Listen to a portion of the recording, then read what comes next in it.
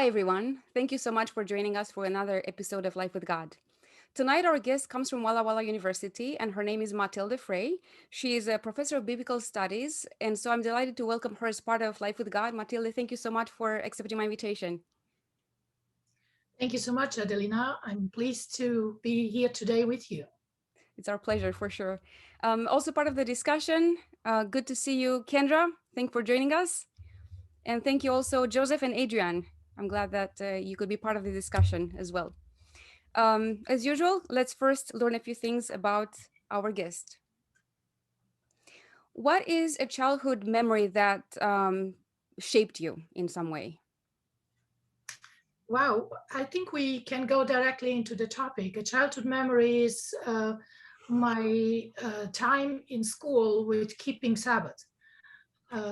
That has had some really big consequences for me and led me also into the area of my study. What was your hometown like growing up? It was a beautiful town. I remember we had two main streets, and the houses of the people were like all facing each other across that street. And it was fun, partly, especially, for example, in winter, it was fun. The sledding slope was just across our house. And yes, that was a good time. Do you prefer forests or meadows? Oh, a mix? Is that possible? I Sure. remember laying down in the middle and then looking up into the sky, and I would love to see the trees in the air and also the clouds and just dreaming up some stories. What is your favorite thing about your career? My favorite thing is that I get to study, I get to do research, and I get to teach on the topic that I believe is, for me, the most wonderful in the Bible. It's the topic of Sabbath. What is a favorite activity with your family? With my family, my husband loves to cook and bake, and he likes to make breakfast for us. And that's when we come, all of us, we come together for breakfast. And I can tell you, it's unbeatable, the breakfast table. What is one thing you get excited about in life? I love to explore. I love to travel around and see places and learn about new things, different cultures, people, countries, and so on. So I like to do that. And that was not the case this past time here, right? This past year. So we have to wait for it. Who has been the most influential spiritual leader in your life?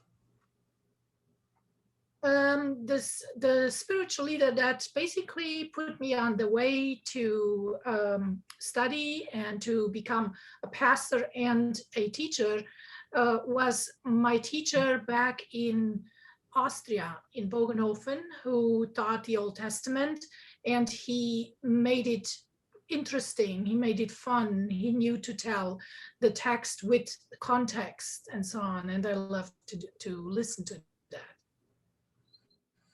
How do you stay productive and motivated in your work? At this point here at Walla Walla teaching, I have to say every time a new class comes around, a new quarter or a semester comes around, I get into that topic, and I usually work best when it's a short time. So we just started a week ago, our quarter year, and the week before was all I had to put together my syllabi and put together the themes for each week to teach in my classroom. So yeah. Do you collect anything? And if not, maybe a favorite hobby? I don't actually collect, but my children have love plants, and so our house is sometimes filled with plants. So that you could call that a collection, if you will. What is your idea of fun? Of fun. The beach. I think that's fun, and I'm just waiting for the time when I can go to the beach again. In general, would you say you live life worrying about your regrets, or do you put the past behind you and move on? Ooh, well, I do think that it's important to deal with the past and to really understand what happened and what happened, for example, to me or to people close to me. But then I do like to move on from that. I would like that. I would like to an experience of resolution and then going into the future. Thank you. This went by very fast. I wish I had more time, but we appreciate knowing a few things about you, Mathilde. Thank you so much. Thank you. To all of our viewers who are following the discussion, welcome. We're glad if you decided to be part of this conversation. Feel free to comment in YouTube and in Facebook as you watch the conversation, or obviously later. You're always welcome to come back and comment with how you relate to what is being shared here. Tonight, the topic is going to be God's presence in the Bible. Dr. Frey has expertise, especially on the Sabbath. So we'll definitely going to discuss that aspect of God's presence. And I'm really intrigued by that. And so I guess to open the conversation, Dr. Frey, can you share with us what are some of the things that stood out to you in your personal life and in your research in reference to God's presence in the Bible? When we speak of God's presence, and in the Bible, of course, we have stories about God coming and being present with people in time. And to me, one that stands out is clearly the one that we learn from the book of Exodus, where we have the story introducing at the beginning with the burning bush. We then come to the place where the Israelites received the manna in connection to Sabbath. And that story especially speaks of God's presence. God is present there in the form of a cloud, and the people are watching it from afar. And then later on, the mountain experience, Mount Sinai or Mount Horeb, with God appearing there in extraordinary forms, as the text says. So those biblical stories carry deep meaning, and I think they truly call for exploration.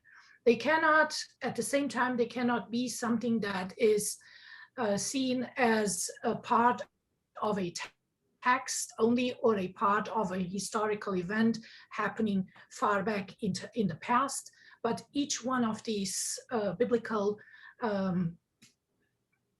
revelations, if you will, needs to be part of a person who adheres to this reading, to the faith in this God. So I do see the presence of God in a personal manner, in the personal life of each believer, if you will. And that is where it takes root. That is where it then needs to grow and needs to have consequences for a daily life, for the person as a witness to these experiences. I think, well, there are several things we could go into from here, I suppose. But the story of Israel is definitely an intriguing. First of all, it's a big part of the Bible, because most, if not all of the Old Testament, you can correct me, Mathilde, but it is about the people of Israel and God's purpose with it. And then, of course, in the New Testament, then we have, I suppose, what we call the spiritual Israel, or the church. And the Sabbath is a theme that runs through the whole Bible. I wonder if we started with, you mentioned the episode of the manna. That's something I definitely would like to explore more. But I would also wonder if you could help us with the biblical perspective on the Sabbath, just because it's such a big theme in the story of the Bible. Well, surely it is. I think you can see it as a thread that starts at the beginning of the text. If we take the Bible as a canon and read it from that aspect, then we begin with the Sabbath in creation. We come to the large part of the book of Genesis where we do not have a reference to Sabbath. But then when we come to the book of Exodus, it takes kind of like prime place in this story, in the book of Exodus, with the people out of Egypt and then receiving the commandments, receiving at the heart of the commandments, the Sabbath. There are several more passages on the Sabbath in this part of the Pentateuch, and then we come to the building of the tabernacle, where the Sabbath and the tabernacle are intertwined. This is something that I find so interesting, especially in the context of Seventh-day Adventist learning about the biblical story. I like to see these connections between the themes that we like to learn, especially in the Adventist community. Often we will have, for example, Bible studies done separately. So we divide those things and we do not draw the links, the connections between, for example, Sabbath and manna, between Sabbath and the tabernacle. And yet they are very much present in the biblical text. So I do like to explore those. That is what actually gave the real trigger to the study that I then began when I worked at Andrews University to decide on a research topic, a class by Dr.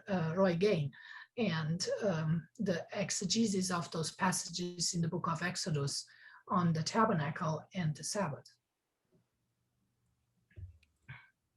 I have Okay, a question.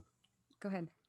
So you were saying that all these things are interconnected. And when we talk about Sabbath, usually the mindset is the Sabbath is just one day a week. So 1 out of 7 days we observe the Sabbath, and then we just do whatever we want to do on the other 6. So how do you, in terms of keeping things connected, how then do you connect the idea of Sabbath throughout the week, even though it's not specifically the Sabbath day? Mm-hmm. Yes, that's see, I think that is a matter of how we look as Sabbath keepers. We see it as a day sometimes isolated by itself. We are happy for it. We enjoy it. We enjoy the time off from work, and we know it will give us rest, right? A pause from the grinding of the week. And that's where clearly the author that I really love to take for its spiritual, for its deeper thinking on this topic, Abraham Joshua Heschel, who writes in his short book about the Sabbath, about this very topic, that the Sabbath should not be seen as the conclusion of a week of work, but and then everything. So I work towards the Sabbath.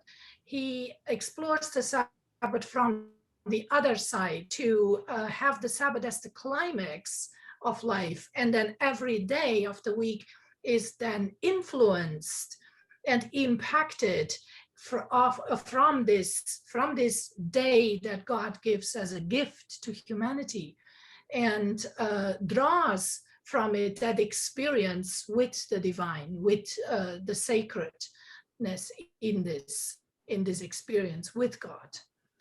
And so the Sabbath then becomes not the day that I go towards, but the day that I have as the major aspect, the center in life, and then the rest of the week is living out of it, is drawing life from it.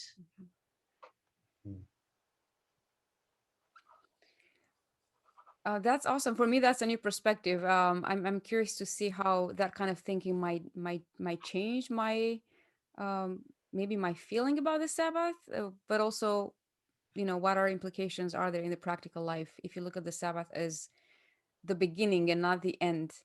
Well, it's really both, because any beginning is also followed, is an end in some ways. But thank you so much for that perspective, Mathilde. I am intrigued by something you shared earlier about the Sabbath and the tabernacle being interconnected, and I'm curious if you could share more about that, and especially in reference to God's presence, because the Sabbath is really a time when God wants to be present in a special way.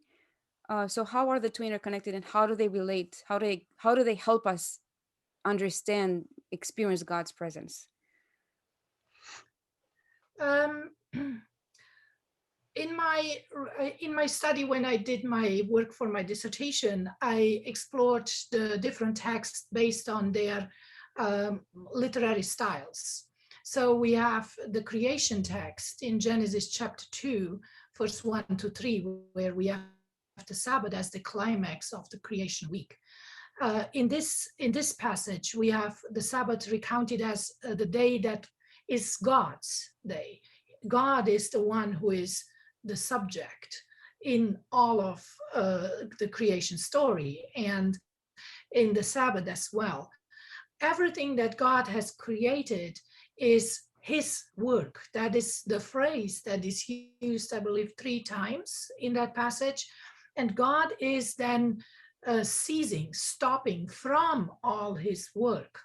So the Sabbath is then introduced as the day of God. It is his day. And at the same time, it is this event that introduces into the created world the divine itself, the divine God, who is then coming into this world with his presence by expressing, and by in the text it says that God called the day or sanctified. He sanctified it. He made it holy. So the holiness of this final climax of the creation week is now inside this world that God has created. It is in this part of this world. It comes to be with creation, if you will. And with creation, there is all that exists. There is nature, there is all the elements that are out there in nature, and there is the human being. So God now becomes this, or let me say this, Sabbath becomes this element where God is now coming into the world of human beings, of nature, of all the elements that he has created. So that sets, I would say, in the canonical reading of the text, that sets the stage for God's presence in the world as he comes into this world through this day that he calls holy. And so holiness becomes that, the holiness of the day becomes that element of relationship that is introduced between God and creation. That will now become the basis for all other Sabbath texts that we find in the biblical story, in the book of Exodus, then the next part, where now God then appears, for example, to the Israelites in the form of that cloud when they are out there and they are worrying, how will life be able to continue? How will they eat and drink? And God appears to Moses and says, bring them out all out so that they are able to see and look far into the desert. And far away, they recognize that that mysterious cloud and see God's presence in that. This presence of God will now come to them morning by morning through the gift of the manna, the gift of the food that they receive daily. And yet that gift of food comes each day except for Sabbath. On Sabbath, it is present, it is already given from the beginning. It is not needed to be collected by humans because it is already there without any effort that people have to do about it. So I can go on, but you're welcome to interrupt me, of course, on the story in Exodus. We should go on. I love this. This is a new perspective for me on why God asked Israel to not collect manna on the Sabbath, because he was already there. Like the food is already in part of the Sabbath experience. But I mean, does that have anything to do with salvation? Because all I'm thinking now is salvation by works versus salvation through Christ. But I don't know if that's the connection that's valid or not. I'm curious to hear more about the manna story, because it's often debated. It's sometimes misunderstood. It's sometimes used in ways that can be more damaging than helpful. So I think it would be helpful to understand that story better. Well, remember John, in the Gospel of John, Jesus has a long debate with the educated people in his time about the manna. And in that part, Jesus will again and again emphasize that this manna that was given from heaven to the people, it came down in that event of their ancestors. Now, when Jesus speaks to them in the first century, Jesus makes the point that that manna that came down from the heavens is now here with them, and he calls himself the bread of life in it. And he speaks of himself as the one that the believer is to receive and even to eat his flesh and blood. That must have been like totally unimaginable for a human to hear, to eat the flesh and blood of a human being. How can he say that? In what way can he speak of himself as the one that should be eaten? Only when we see that aspect of a gift that comes from God, who is spirit. And in that same chapter, he speaks of that as well. The God who is spirit, who gives spiritual food to the people. So the manna, in terms of the nurturing of the body, is as well the spiritual gift of God that comes to them back then in the desert, and now is here with them in the first century through the person of Christ. I kind of want to go back and touch on the topic of the Israelites. I know that we have spoken about, and we see that in scripture, there is this constant presence in the pillar of fire and the presence that followed the Israelites, and yet there was this grumbling and complaining and this dissatisfaction. How is it that in time now, modern, as Christians, as Adventists, as believers of Sabbath and wanting his presence, why do you think we keep hitting up walls against why we're not satisfied? Why, even though we talk about God's presence abiding with us and walking with us and living in us, why are we still not satisfied? Is it that we're pushing against a life of rest in this culture, a life of abiding with Christ? What are the parallels with Israelites then and now? Well, the story of Israel, of the Israelites, yes, is a story of, we often call it rebellions and the murmuring that happens in that story especially, but also later on in the book of Numbers, there is a lot about that. And I just finished a class on the Pentateuch where we studied these stories. And I like to point out the people of Israel who come out of Egypt have been slaves for their entire lives, have served the pharaohs and the masters in Egypt, and have worked hard. And now being out there in the desert, and then having to recognize their complete and utter dependence on something that is invisible. See?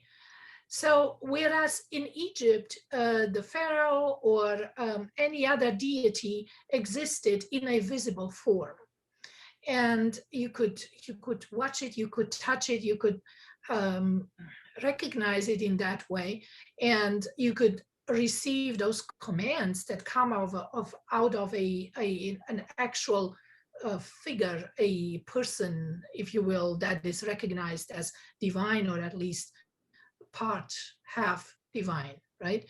But now out here in the desert, everything is dependent on a deity who is, can we say elusive, right? So who is appearing here and there in a certain form, like with a cloud and so on. But then, where is this God? How is the actual daily life going to function? How are we going to survive? Is the big question in the biblical story. If we see that, if we take that even in our lives today, how do you, as a person of faith in a God who is invisible, who is recognized in the biblical text as a God of spirit, how do you put your trust and faith into something that is invisible?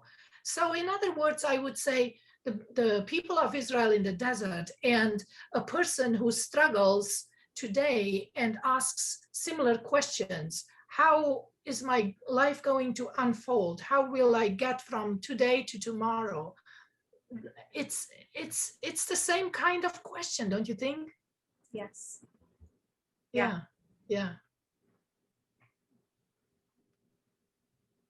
So this transcendent element of God, that is something that is definitely an aspect in the Old Testament as well as in the New Testament. The topic that keeps us after thousands of years still searching, still questioning, and that element is not something that needs to be necessarily always comprehended, like understood with our minds and reasoned about and logically try to make sense of it, but it needs to become something that is present in the existence of our lives, in our way of living from day to day. And the book that I would like to refer to here is a memory, if you will, of Elie Wiesel, the Holocaust survivor. And his student, Ariel Berger, puts together lessons of Elie Wiesel from his classroom. And I love when he speaks of in this way about him, that faith in this kind of God is something that is explored and is always a witness to something that is unseen and cannot be just explained through a text. It needs to become part of one's existence, part of one's daily life. So in talking about that, are you speaking to the presence of God or Sabbath, or both, in it becoming a part of our daily life? I think it's both. For me, Sabbath is presence of God, as it was, as already we saw in the text of Genesis, the first one about Sabbath. That is where God becomes present in this world. on Sabbath. And numerous theologians refer to that. The most famous, Karl Barth, the German theologian, speaks of the Sabbath with those very words, that the Sabbath is the entrance of God into the world. So yeah, again. I'm actually curious if we could go a little more in depth here, because this is something I'm a little bit wrestling with. As someone who grew up as a Seventh-day Adventist, technically keeping the Sabbath all my life, not always understanding its meaning. Obviously, that's something that can grow with maturity, both physical and spiritual. But I feel like I wonder if you could help us with this question. Is the Sabbath God's presence in time as a memory of creation, or is there some way in which God actually becomes more present to us on that special day because it's holy? Because the way I grew up, we speak about the Sabbath as if it does bring God's presence to us in a special way. But there are so many traditions, both in Judaism and in Adventism, I suppose, of what that looks like. How do you recognize it? Is this real, or is this just, your projection, or things like that? So, like, how does the Bible describe, maybe more specifically, that presence of God on the Sabbath day to us? Let me continue with the next story on the Sabbath. Maybe that goes a little more and in a more tangible way into this question. So the next part in the book of Exodus is the story of on the Mount Sinai, where God appears in this majestic way, loud voices, the mountain is shaking, there is fire and smoke and so on, and everybody is scared. Moses is the one who goes up to God, comes back to the people and prepares them for this encounter with God. And then they hear the 10 commandments. That is how Exodus tells it. So we are in Exodus chapter 20, and they hear the 10 commandments. The first element that they hear from with this voice that comes from the mountain is, I am the Lord your God. That is where already the stage is set for this very different way of how a God with his people is going to relate to, and how they relate with God. He is now the God, I am your God. This aspect of personal relationship is so strong in this story, in Exodus. The language, the way the language is phrased there, the personal pronoun has prime place in the text itself. It is emphasized, it's spoken in double form. And then, I am the Lord your God. The other personal pronoun, you, that is then always called on here, is a pronoun for the singular person, for the individual person.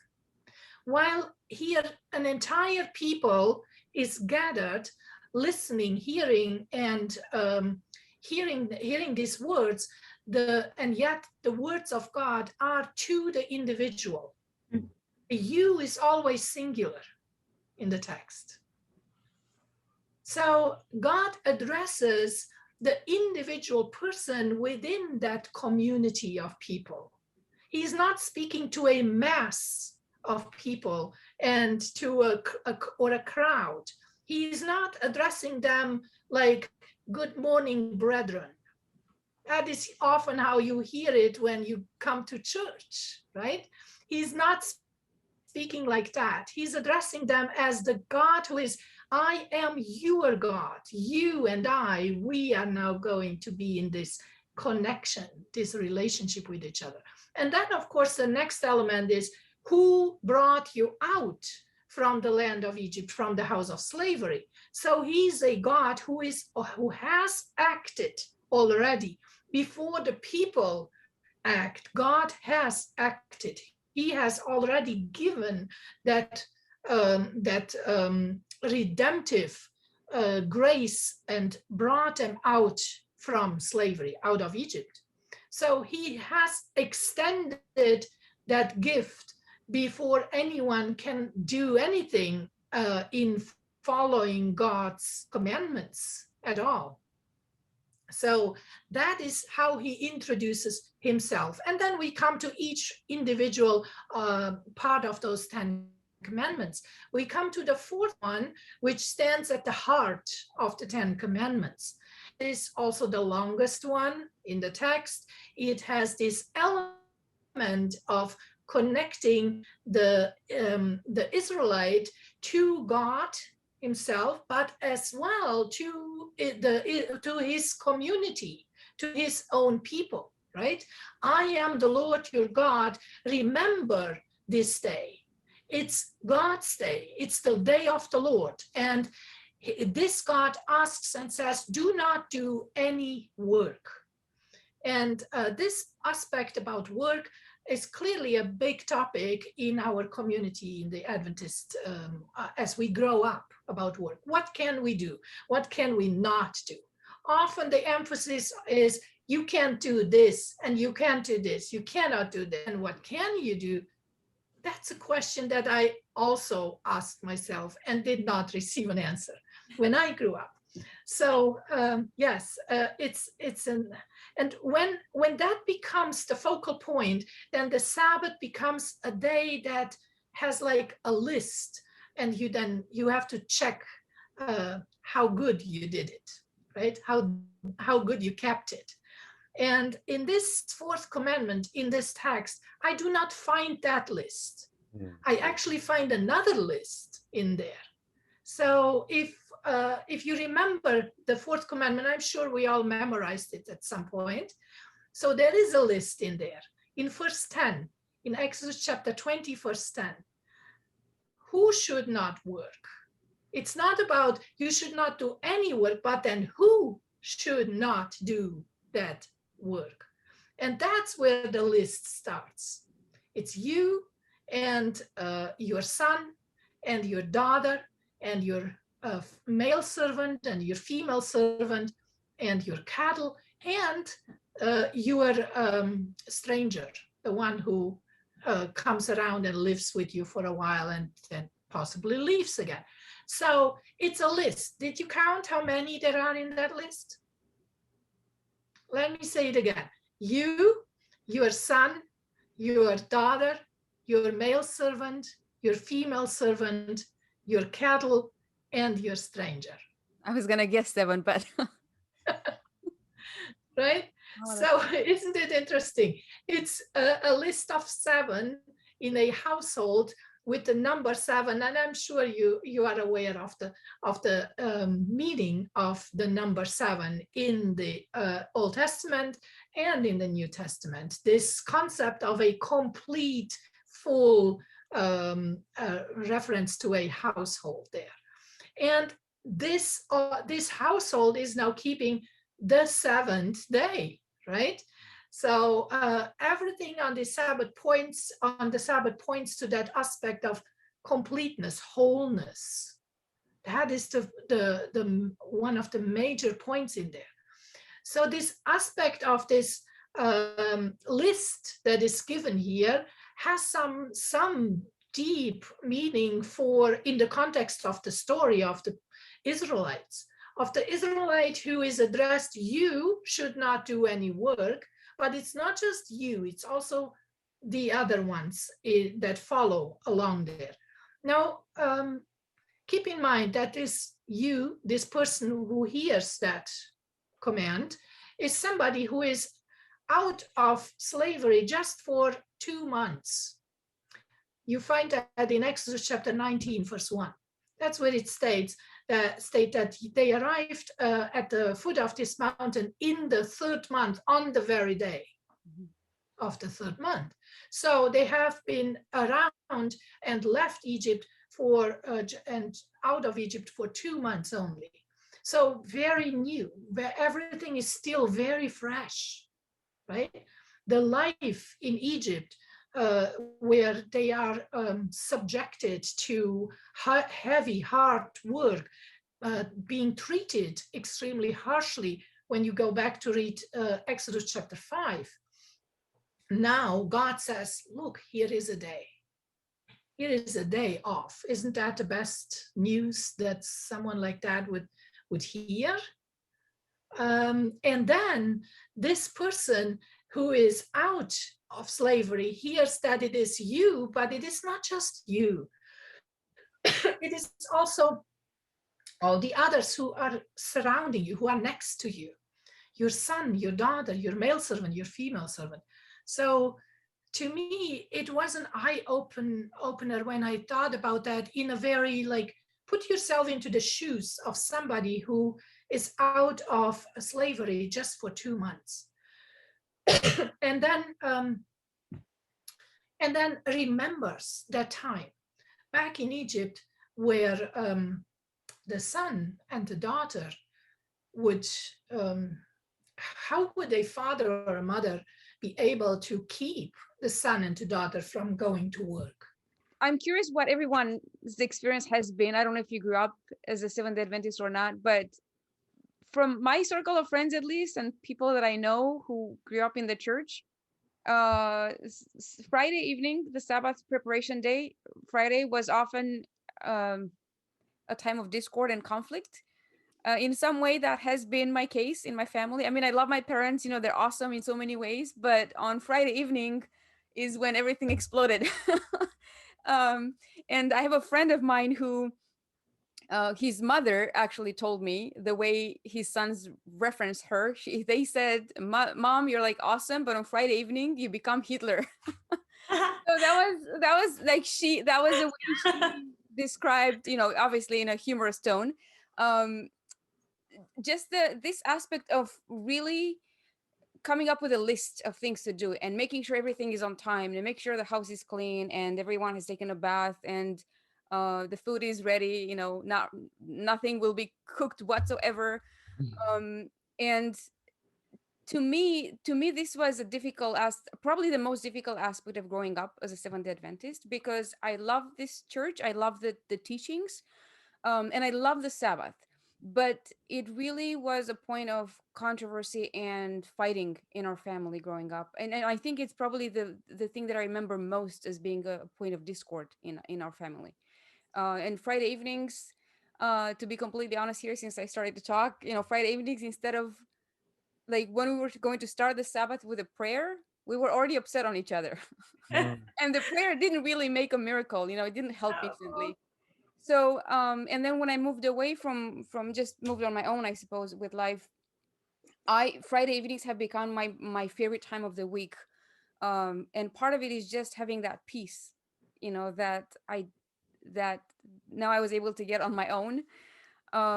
So I have mixed feelings about this, Mathilde, this concept of a list of things to do or not to do on the Sabbath. Yeah. I'd like to actually jump in right before, if that's okay. Yeah. I would also like to add to that, because I've experienced the exact same thing in my home growing up. Fridays and Sabbath mornings, Friday evening, Sabbath mornings always seemed to be the most hectic, where there was always most stress and tension. And oftentimes after Sabbath, my family and we would meet and we would say, okay, this seems to be a pattern. Every Friday night, every Sabbath morning, we seem to be fighting or discussing more. There seems to be more tension. What can we do so that Sabbath truly is something much more pleasurable, that we enjoy as a family, that we look forward to, and there isn't this looming stress when Friday is coming upon us? And actually, I just want to say I agree with that. And frankly, and sadly, unfortunately, that is the case for many families. I know growing up, a lot of youth that were in my church, they would also say the same thing, like, oh yeah, when Sabbath comes around, it just seems like the house is turned around and the cat and the dog and all the other animals seem to also be fighting. So how can we address this? And also, where is it that we're missing? Or in Isaiah 58, it says that we will call the Sabbath a delight, the Lord's holy day honorable.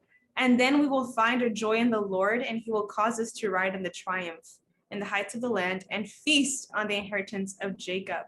Like, I think we keep missing the fact that, one, it was supposed to be a delight, it's supposed to be honorable, and it's supposed to be something like a feast. But I found that in my upbringing and in the people around me, that seems to have been missed quite a lot.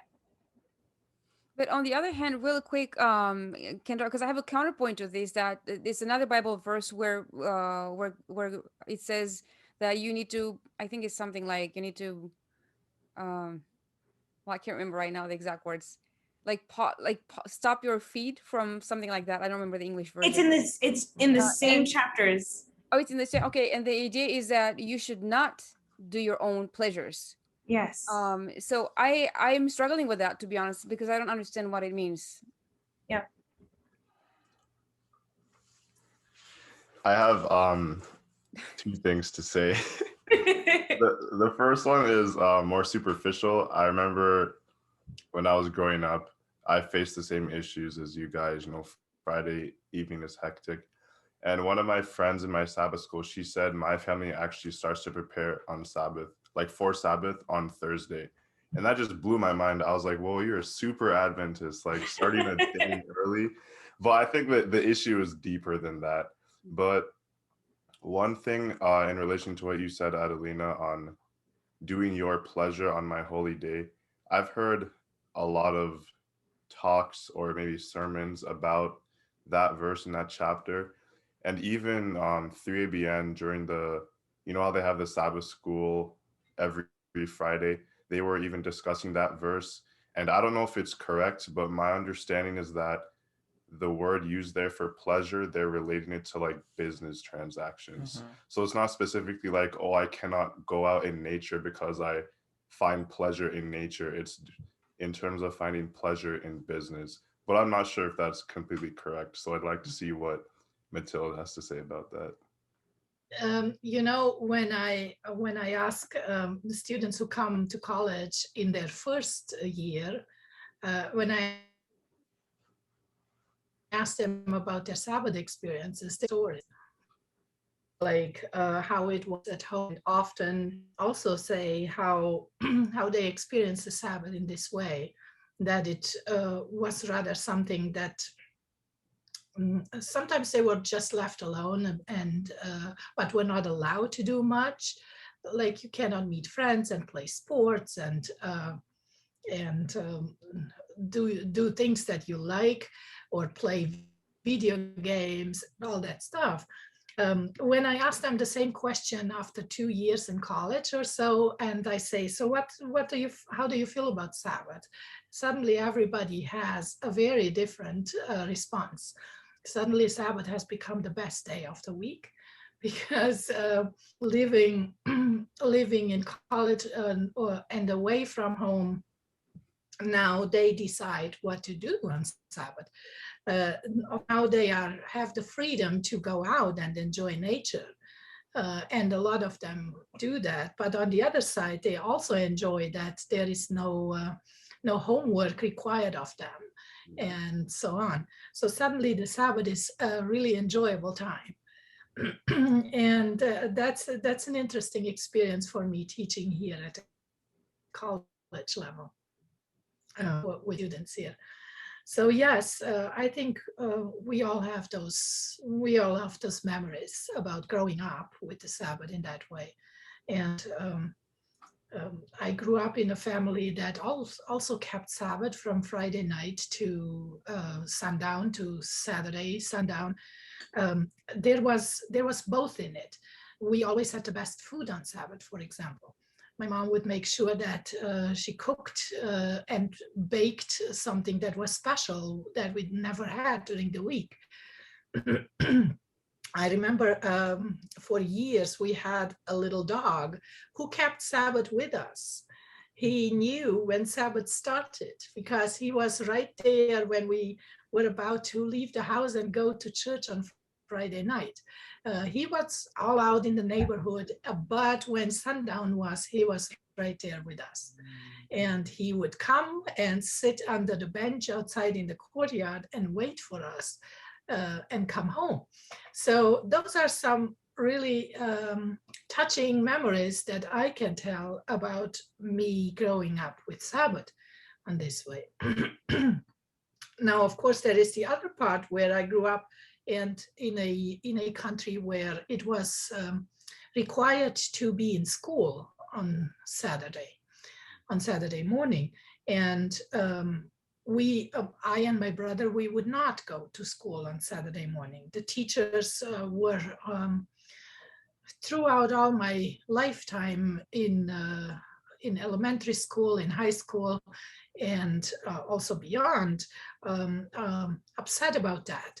There were policies that the school set up to make it hard for somebody who kept Sabbath.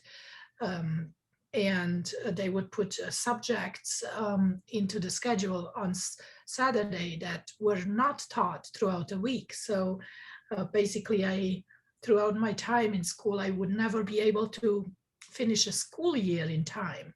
It was always postponed over the summer vacation, when I then had to do some work on that specific subject. There were times when the faculty, together with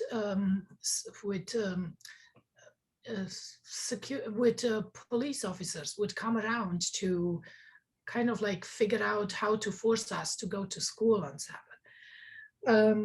All of those experiences have deeply shaped my approach to Sabbath.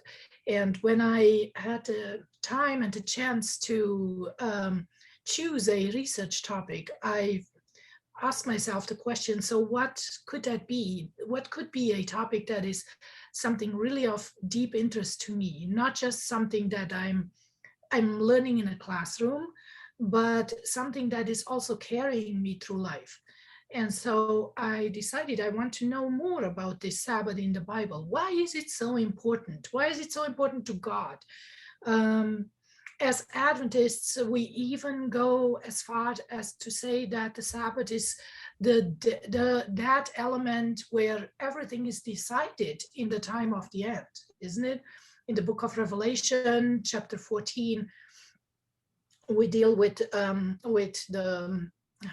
that part about the threefold trumpets, and the first one we believe contains this element of Sabbath keeping. It's a reference to the fourth commandment right here in the wording of it.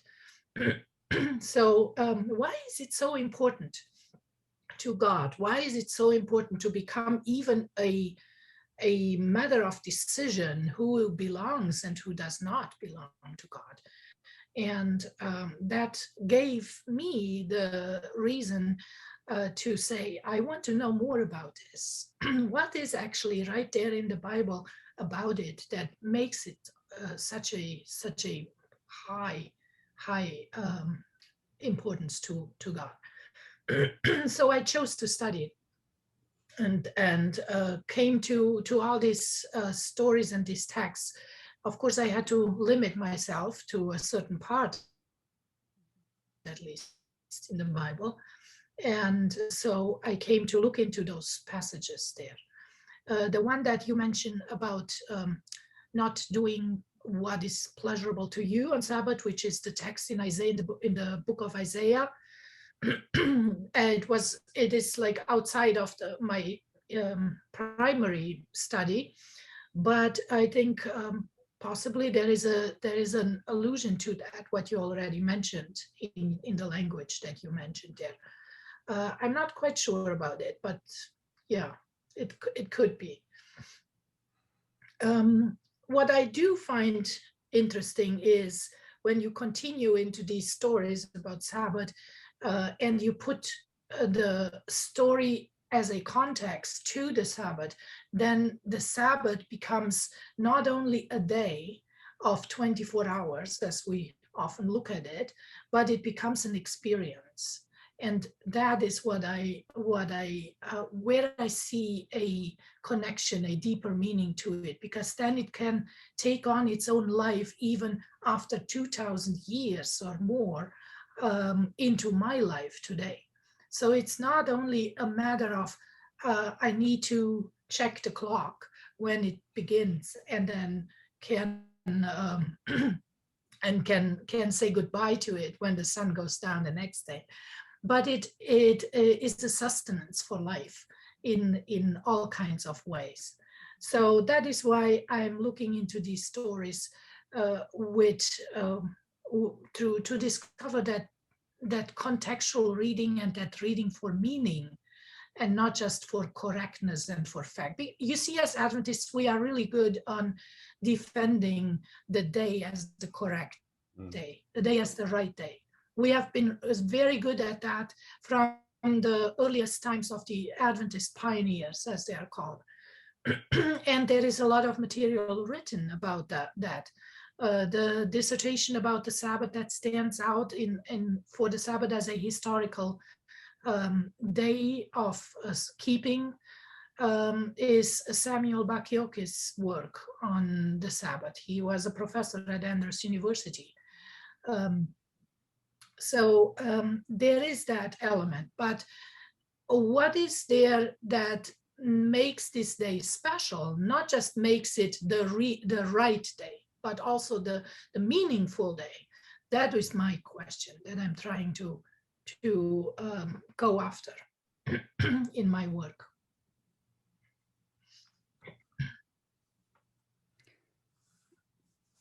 So I wonder if we touched on a few different aspects. I wonder if you could maybe summarize for us some of these findings of yours to give us like a bit of a clear picture on what is the Sabbath about, and how does it relate again to God's presence. So let me finish that story with the Israelites there. So there they are, and are out of Egypt just for a short time, and then here God coming and letting them have this, giving them this gift of time, of freedom, if you will. This is a story about the gift of freedom in that fourth commandment. It's not just a gift of 24 hours. It's the gift of a life of freedom, and it is expressed in response to God, in celebration to God within a community of people. So the Israelite who celebrates this free time celebrates it within that community, with your daughter, with your son, with your male servant and female servant, with the nature, with the animals, with the person who is considered a stranger. If this person would have been back in slavery, he would not have the right to keep his son away. If the Egyptian slave master would knock on the door and say, I need your son today to plow the field. I need your daughter today to come and wash my clothes. The Israelite mother and father had no right to say no, because the son and the daughter belonged to the slaves. They were slaves. And what slavery means is something that is clearly understood, especially here in this country, with its past about slavery. So now, as this individual hears this word, you and your son, you and your daughter, what I read in those words is that this individual now receives the gift of a personhood. He becomes a person. She becomes a person. It's not a slave, but a person, a human being who is not now living within a community and has a family, if you will, and has as well responsibility. So now in this community, in this family community that he lives in, that is where the Israelite celebrates Sabbath, the gift of freedom. And then the commandment ends with a text that this text in Exodus would be there because God in creation times also worked for 6 days and then rested on the seventh day. You see, in the book of Exodus, the fourth commandment is always understood as the text that justifies God, the creator, and the Sabbath as the final act of creation of the world. I think that could be seen as part of it from a theological aspect, but there is more to it. There is the aspect that you work for 6 days, God worked for 6 days. You do not work, do not do any work on the seventh day, because God did not do any work on the seventh day. So this two sides are now put in relation to each other. And the question is not only how not to do work on the seventh day, the question is also how to work through the 6 days. How do you do work on the weekdays? How did God work on the throughout the week of the 6 days?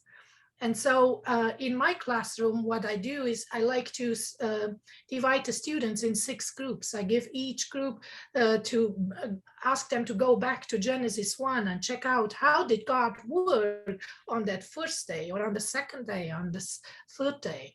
How did God work? So that at the end of each day, the answer is, and God saw, and it was good, right? So at the end of each day, everything was good. At the end of the 6 days, it was very good. And then came 7th day. So what did God do throughout those days, each one individually? The activity that is most often displayed in that story in Genesis 1 is how God separates things. God looks and says, let there be light, and there was light, and he separated the light from the darkness on the first day. On the second, God separated the waters above from the waters below. On the third day, God separated the dry land from the waters, right? So these acts of separation flow throughout each individual paragraph that is always there given for the day.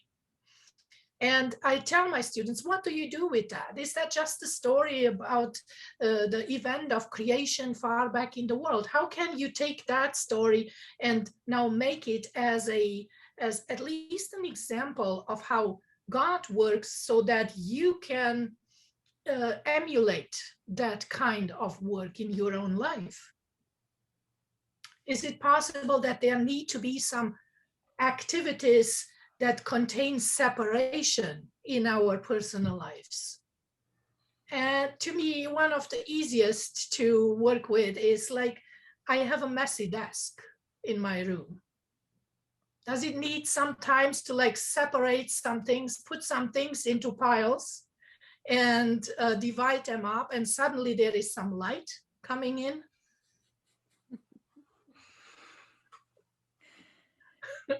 It seems so like, there is not much to it, but it is an activity that God is actually doing in that story of creation. And maybe in our own lives, we do need some of that kind of work as well, because that is what actually carries us through the day. So at the end of the day, I can look back and say, I accomplished something and it was good. So in that way, the work that God accomplishes in the creation story becomes an example for creating in my own life the way human beings can create. Surely we cannot create as God, but we can make our own lives happen in such a way that at the end, we can look back and say, we did it. There is a way of accomplishing things that gives you satisfaction, right? And so then from that aspect, now you come to the last of the days, of the 6 days, and what does God do on the 6th day, for example? On the 6th day, God says, let us make man. Let us make the human.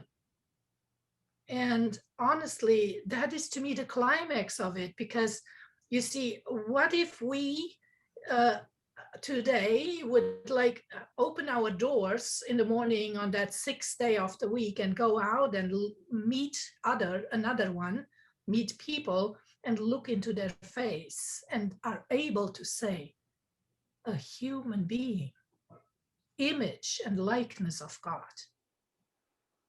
The way we would relate to the other person, it would make all the difference if we recognize in that human being the image and likeness of God. That is where I see then God accomplishing creation in not only in that cosmic realm, but in the individual life of each one of us. And then the seventh day can be celebrated as a day of joy and pleasure and freedom. Because I can look back, because my life is now in harmony with this created world out there. So that is how I read the fourth commandment in the book of Exodus, a gift of freedom, a gift where the God, the creator, takes now has room in my own personal life and comes into it through the work that I do as a human being and how I meet others. This text has a follow-up in another verse in Exodus chapter 23, verse 12. And every time I read it again, I'm so surprised about it. And it says, the 6 days you are to do your work, but on the 7th day you shall cease. The word cease is the word for Shabbat in that text there. So it's the verb for Shabbat, to stop, to cease from labor, from work, so that your ox and your donkey may rest. So pay attention in this case here, it's the animals who come first, and they are directly mentioned, the ox and the donkey. What kind of animals are those? We all understand it's the animals that work the hardest, right? They are the ones who are used on the farms to carry or to pull stuff. And so they are mentioned first. I am amazed about this, that God takes notice of even the creatures that he has created to have a pause, to have a rest, to be refreshed. And these are the animals. The next part is, and the son of your female slave. The female slave was mentioned in chapter 20. The female slave is also mentioned in Deuteronomy chapter 5, where we have a retelling of the 10 commandments. But in this passage, in this case here, there is another human mentioned. It's the son of the female slave. So it's the child of the woman who is a servant, who is a slave to the master. Oh my gosh, don't we have so many women in our churches sitting with children, single women, single mothers, sitting around there? And not about 2 years ago, I read a statistic about those groups of people who in all of the religious world in the United States seem to be the most neglected. And I was blown away because the statistics showed that the single parent, the single mother, is the most neglected person within all the religious Christian churches here in the United States. So here she is, the single mother with that child, the son of the female slave. And then the text mentions also, as well as your stranger may refresh themselves. That is how the text is translated here. But I want to bring back again that connection between Genesis and Exodus, like you asked for. So the son of the female slave that is mentioned here, that has a story behind that expression. It's not put there without any reference to an actual biblical story. And if we would have time, I'm sure you can remember the story of the mother with a single mother with a child that is depleted and needs refreshment. So we come to the story of Genesis chapter 21, where we have Hagar expelled from the household of Abraham and Sarah. And her child, her son, is Ishmael. And they are out there in the desert almost to perish, right? And she cries to God, and the angel arrives and offers water and sustenance and so on. In that story specifically, Hagar is always called a slave woman, and her son is always called the son of the slave woman. So the linguistic connection is very clear between Genesis 21 and Exodus 23 here. Then not only that, because this text here in Exodus 23 goes a step further to make it really clear in the original language. We don't hear that in our English translation, but in the original language, the text at the end reads, you in the English it reads your stranger, which corresponds to your stranger in Exodus 20 and your stranger in Deuteronomy 5. But it is in the original text here, it's not your stranger, it is the stranger. It's the definite article that is in there. And I don't know if you guys took your Hebrew classes. If you remember, the Hebrew word for the stranger is ger. The definite article placed in front of it makes it Hagar. Ooh. Wow. There's the story right in that text. So God says, make sure you don't treat Hagar like Abraham did and Sarah. Make sure you give them the life they need. You give them time to breathe. That's actually the expression that is used there. You give them the possibility to breathe. What a text in the Bible. You see, in a time here in this country when we have watched videos over the past year and over the past days here, calling out, I can't breathe. That's God's child that could not breathe. In this Sabbath text, it's God's child who needs a breath of air. That is how the Sabbath becomes a story that takes over life, even in the 21st century in our time, in our country. It could go on to so many more of these kind of stories, but that is how Sabbath becomes truly not a 24-hour day, but it becomes an encounter with God, the divine. And I can only live in like looking at this deity who has given all those gifts to us, and just be thankful for them and live this in this day with meaningful expressions in it. Not because I need to follow a list and make check marks on it, but because it gives deep meaning into personal life. I love it. I think we definitely have a better understanding of the Sabbath, a deeper understanding of its meaning, its purpose, and how we can experience it in relation to God, but also with those around us. Mathilde, this was a deep discussion. I wish we had more time. I really wish we had more time.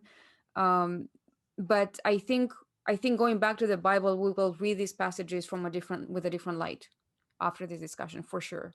And I really appreciate the depth, the spiritual depth that you have helped us understand from these texts. weaving them together. So I guess maybe we can take a few minutes for takeaways, and then Mathilde, I will give the word back to you for your final message for our viewers. So takeaways. I guess I'll go first. One of the most, awesome points that I heard was when you mentioned about God on Mount Sinai, when he addressed the Israelites saying, "I am the Lord your God," and you focused more on how God addresses each one of them individually, and I take that upon myself that God also addressed me individually as well, which emphasizes that God originally intended the Sabbath to be relational and not just another rule, I guess you could say, for us to follow, but something that he wants us to draw closer to him in that aspect as well. And I guess another point that you mentioned was that the Sabbath can become an experience that carries throughout the week. And that's kind of my challenge, I guess. I want to also dive in and try of having the Sabbath carry out throughout the week, and something I also look forward to throughout the week. And it becomes like a sustenance for my relationship with God. I really liked when you talked about how you separated your class into the 6 groups and then looked at each day of creation to see what God did, and how it involves like separation and then looking at people as being created in the image of God. And so my takeaway is that we just really need to love people, because I feel like we think of Sabbath as being only for ourselves, like us as Adventists, but like you said multiple times, the Sabbath was for the whole community, you, your son, your daughter, your male and female servant, and your animals. And so if we just keep it within ourselves and to our own Adventist bubble, then are we really truly keeping the Sabbath? And so I really liked how you said on the 6th day, go out, look at a human being and look in their face and say, wow, like you are created in the image of God. To be more active in doing that. I think one takeaway that I have, there was many, there's a lot that I wish we could have addressed, and yet there's a lot that we could take away from as well. I'm still kind of getting emotional about the part, and it's the truth, and I guess I'm just really thankful I can see it in this way now. Because you're talking about how the Israelites in the first 2 months, when they're really coming to recognize once again what Sabbath was, they come away from this place of slavery and bondage, and now they get to experience this gift, this beautiful gift of freedom in the Sabbath. I just thought to myself, like, Kendra, where are you?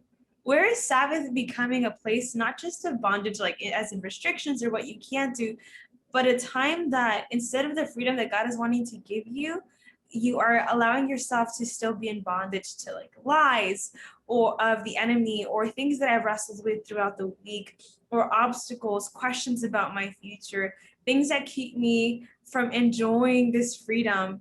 And it was just such a beautiful reminder that God has designed for us, especially on the Sabbath day, to rest in the fullness of the freedom that he provided for us. And it's really invigorating for someone as myself. I know that as a young adult, a college student, someone who loves ministry, there's this never-ending relentless cycle of doing and being productive, and even being productive on Sabbath, doing as many things as you can, seeing as many people as you can.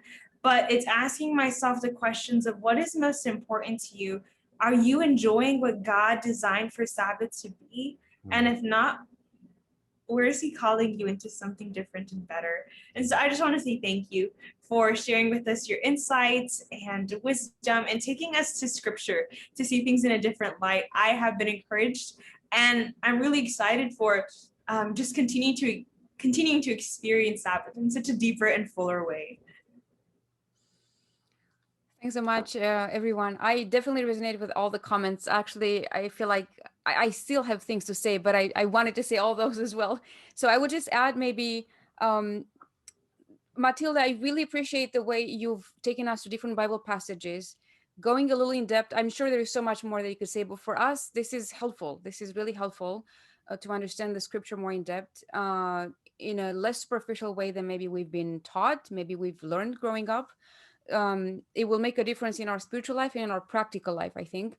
But maybe one thing that I can add to everything that was shared is how the Sabbath is both an end and a beginning, and we can look at it as both of these aspects, and in that sense, structuring our life around it, especially the way you described how we can think about how to structure the week, how to work according to God, the way God worked, how to come to the end of the day and say it was a good day. I think most of us would really like that, but maybe sometimes we're less intentional or more careless about it.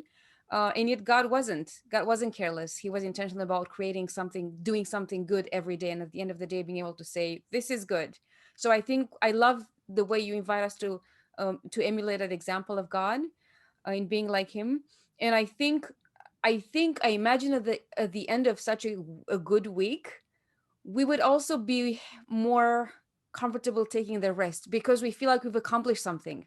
Because oftentimes you don't want to go to bed because you feel like you haven't really done enough today. It's not a good day, right? So you stay up late, you try to make up for that, but it doesn't really work. And so my guess is that the Sabbath would take a different meaning, and it will be a different experience if we look at the whole week and what we do during the week, how we be like God during the week, and then celebrate. Then we can pause to celebrate, and then with that celebration and the rest, feel ready to start over. And to me, I love the way that's also God's presence in his example, that we don't have to always just look for a feeling or a special presence, although that's part of our experience as well, but just seeing God as present in the example he gave us in creation that we can emulate. I think to me that's helpful. So thank you very much, Mathilde, and thank you also, Kendra. Thank you, Joseph. Thank you, Adrian, for your participation. Very much appreciated all together. To our viewers, thank you for spending the time with us. Again, we welcome your comments and feedback in Facebook and in YouTube. And I would invite you also to join us next time when Dr. Cedric Vine, who is Associate Professor of New Testament at Andrews University, will discuss with us God's presence in the New Testament. So we'll zoom in on that segment of the Bible and see what we can discover.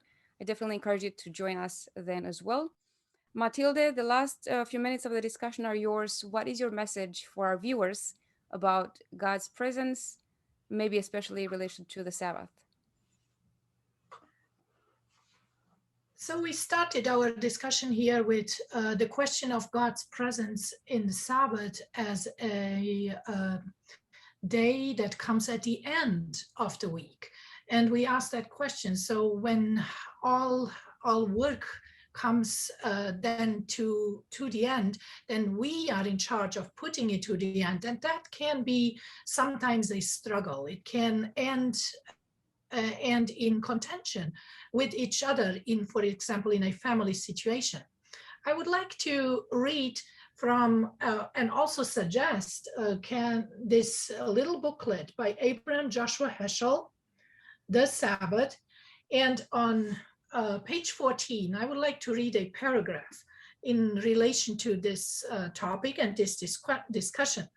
Because if Sabbath is something that ends up being kept in the sense of that I need to work towards it and I need to check off that I have done it correctly, here is how Heschel interprets that kind of Sabbath.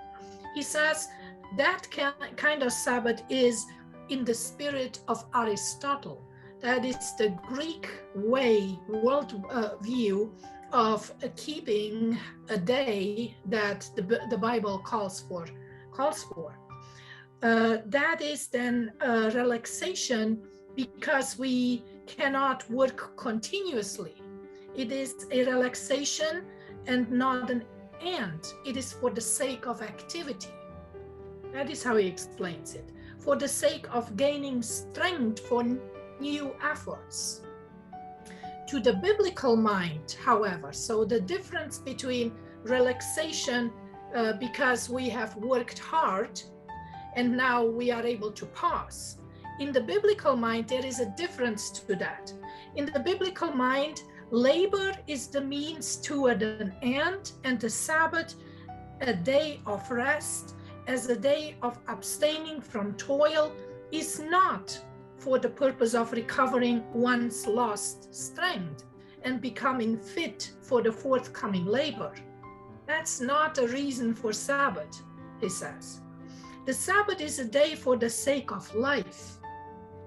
Man is not a beast of burden. If work is only something that is burdensome, then Sabbath will not be a day to enjoy from that. So keep going with me. The Sabbath is a day for the sake of life. Man is not a beast of burden, and the Sabbath is not for the purpose of enhancing the efficiency of work. Lasting creation, first in intention. The Sabbath is the end of the creation of heaven and earth. The Sabbath is not for the sake of the weekdays. The weekdays are for the sake of the Sabbath. It is not an interlude, but the climax of living. That is what our discussion was all about. Sabbath is for the sake of life. It is first in the intention, and that is why everything comes in the creation story and is working towards it, but it is not there to enhance our efficiency for work so that we can be better workers for the next week. Our work should always take us towards the Sabbath, a work that is recognized as something that is good and positive. That is God's example in the creation story. And that is what the fourth commandment calls for. Life is to be an emulation of God's creative activity. And then Sabbath becomes that day that gives us the reason to celebrate that kind of life. So the Israelite slave had to learn to switch from life of a slave to life of a free person. And so the call to us as believers in this God is to be people of freedom. That is what Christ has made us. He has brought us freedom. And this is the freedom that then is celebrated together with the community and together with God. And in the biblical story, this is called Sabbath. Thank you so much. Thank you so much, Mathilde. We really appreciate the discussion. I love it. Thank you for your presence. Thank you for your time, and thank you for your sharing from your expertise. And to all our viewers, we appreciate your time spending this time with us, watching this episode. And I hope to see you next Tuesday. Until then, I wish you a good weekend and a great Sabbath. Take care. Bye-bye.